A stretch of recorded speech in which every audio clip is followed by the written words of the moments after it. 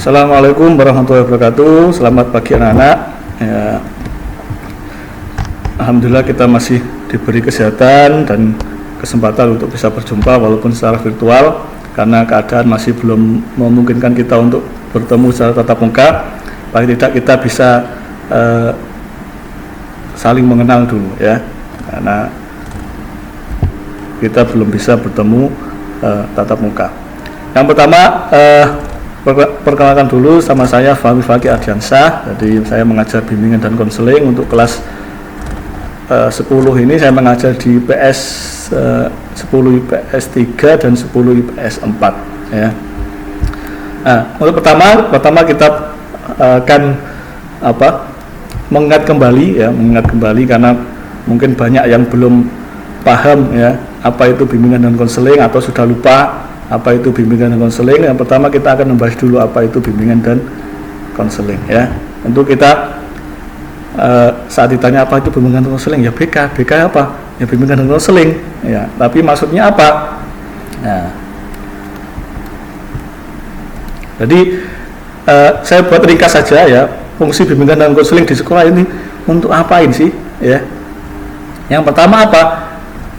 Bimbingan dan konseling di sekolah itu adalah tugasnya membantu siswa untuk menyelesaikan masalah ya, baik masalah dirinya sendiri maupun masalah dengan teman-teman di sekolah. Jadi tugasnya membantu ya, namanya aja bimbingan, tugasnya adalah membantu, tugas utamanya membantu siswa. Kemudian apa? Membantu siswa mencapai tujuan belajar ya. Kita sekolah ini kan tujuannya belajar ini ya, nggak mungkin kita sekolah ini tujuannya untuk main-main dengan teman atau tujuannya untuk jajan, kan nggak mungkin. Tujuannya kita belajar. Nah, kadang kita sering lupa bahwa sekolah ini tujuan kita belajar. Maka apa? Bimbingan dan konseling, guru BK membantu kalian untuk mengingatkan. Nah, kadang lupa kita dari rumah berangkat sekolah sampai jalan lupa bahwa kita mau belajar ke sekolah. Nah, maka tugas guru BK adalah mengingatkan ya, dipanggil besoknya itu mengingatkan, membantu. Karena apa? Karena secara awal ya, tujuan awal kita adalah memang belajar, maka kita membantu ya. Kalau sudah kita nggak punya tujuan belajar ya, kita membantu untuk mencapai tujuan kamu sendiri yang mungkin tujuannya sudah nggak mau belajar lagi ya, maunya kerja saja, ya udah kita bantu ya, kita bantu untuk keluar sekolah supaya bisa bekerja saja, karena memang nggak ada tujuan belajar ya. Jadi fungsi utama adalah membantu. Kemudian apa? Membantu siswa mencapai cita-cita atau rencana karirnya ya. Misalnya siswa ingin melanjutkan ke perguruan tinggi, siswa ingin punya kemampuan apa, siswa ingin berprestasi di bidang apa. Nah, kita membantu ya, membantu siswa. Kemudian membantu siswa mencapai tugas perkembangan individu ya. Ini yang penting. Jadi setiap masa perkembangan manusia itu ada tugas perkembangannya ya. Dengan tugas perkembangan siswa di saat SMA itu apa ya? Yang pertama adalah belajar mandiri.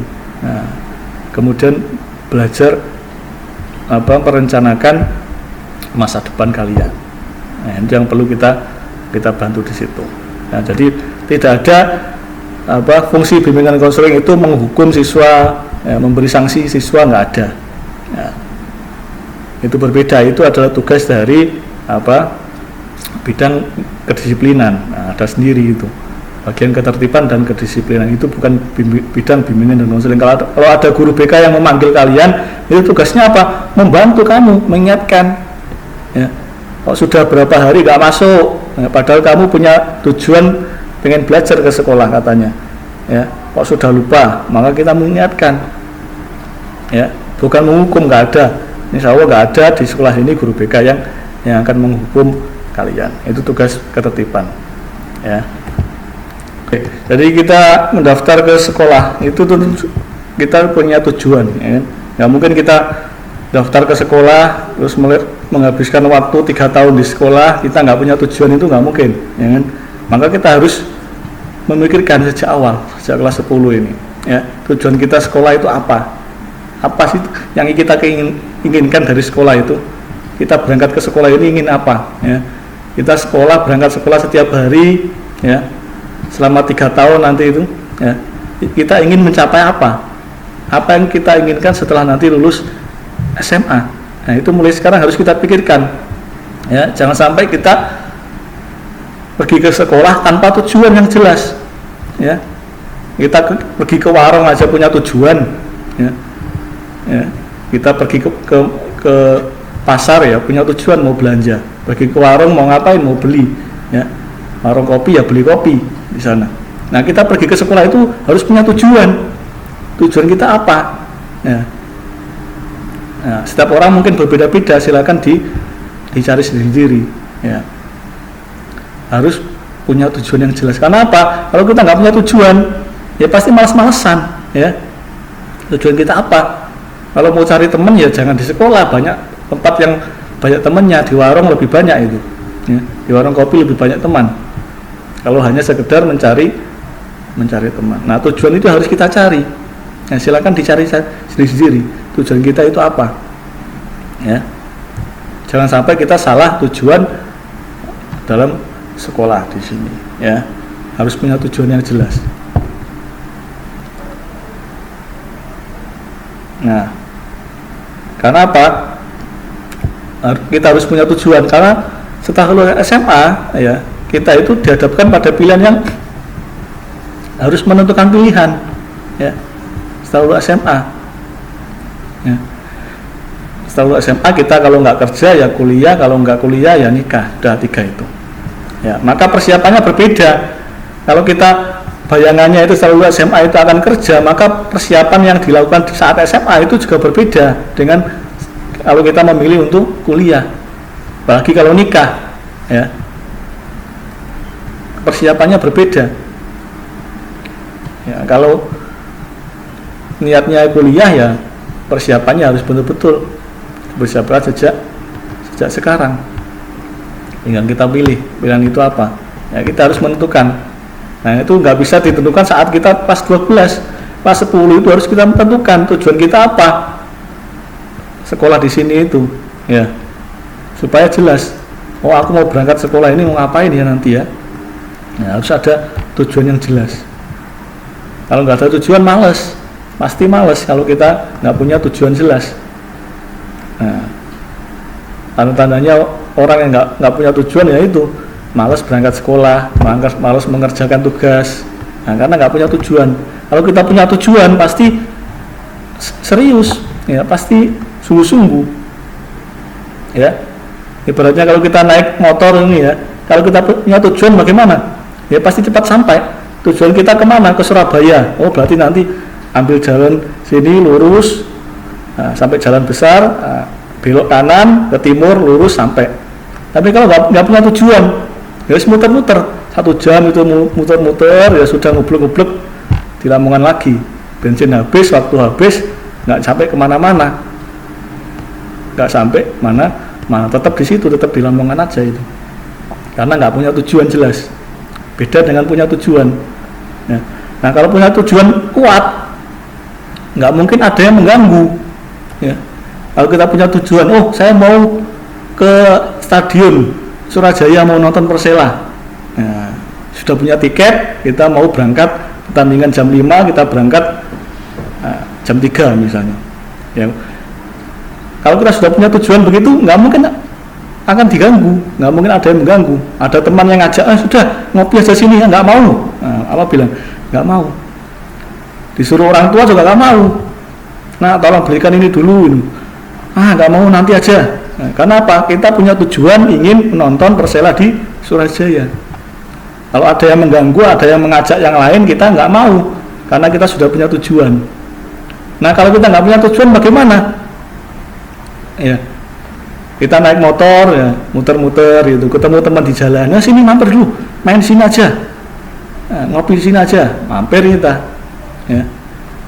Jalan lagi, ketemu teman lagi, disuruh mampir ke rumah aku aja, kebetulan orang tua aku lagi masak, nah, mampir sana, diajak ke sana, ikut ke sana, dia ajak mampir ke sana, mampir di sana, karena nggak punya tujuan, muter-muter aja. Nah, itulah bedanya orang yang punya tujuan dengan yang tidak punya tujuan. Maka sekolah juga begitu, harus punya tujuan supaya apa, sekolah kita jadi terarah, ada hasilnya.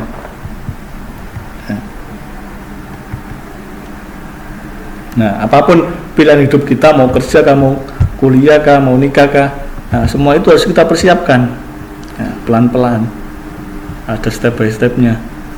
Nah, kalau kita nggak mau lompat, nggak mau naik tangga pelan-pelan, ya nggak mungkin kita bisa sampai di atas, itu nggak mungkin. Nah, nggak mungkin sampai sini tiba-tiba.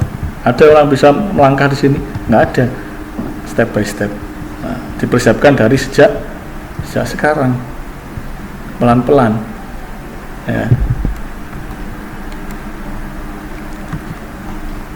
Nah, apalagi kalau kita merencanakan mau kuliah, ya, dipersiapkan sejak sekarang. Ya, kalau bisa milih jurusan itu sejak kelas 10, kita sudah tahu nanti mau kuliah itu jurusan apa yang akan kita pilih, sehingga kita bisa mempersiapkan dengan lebih baik.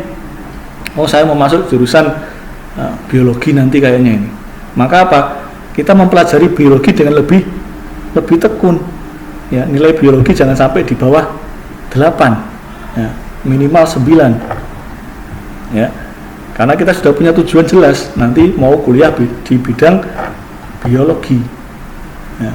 Kalau mau mempelajari teknik misalnya, oh saya mau jadi arsitek kayaknya, atau jadi teknisi mesin misalnya di bidang otomotif, maka kita mempelajari ilmu fisika dari sekarang, dipersiapkan dengan matang, nggak bisa tiba-tiba.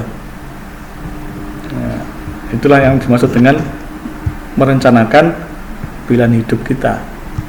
Nggak bisa tiba-tiba nanti sekolah santai, ya. Kalau temannya masuk ya ikut masuk, ya. Kalau ada temennya ngajak bolos ya ikut bolos, tiba-tiba kelas 12 mau kuliah tanpa persiapan matang, ya nggak mungkin bisa lolos. Jadi kita harus merencanakan sejak kelas 10 ini, ya. Apalagi kalau kita mau melanjutkan ke perguruan tinggi atau berencana untuk kuliah nanti setelah lulus SMA, harus direncanakan dengan matang. Nah, saya kira itu dulu ya pertemuan ini, nggak perlu panjang-panjang. Nanti kita berjumpa lagi di dalam kelas saat nanti tatap muka, mudah-mudahan nanti cepat selesai. Dan ini saya kira itu ya, tidak perlu lama-lama, nanti kita lanjut di pertemuan tatap muka di kelas. Mudah-mudahan pandemi ini cepat selesai dan kita bisa berjumpa di ruang kelas seperti biasanya. Terima kasih. Assalamualaikum warahmatullahi wabarakatuh.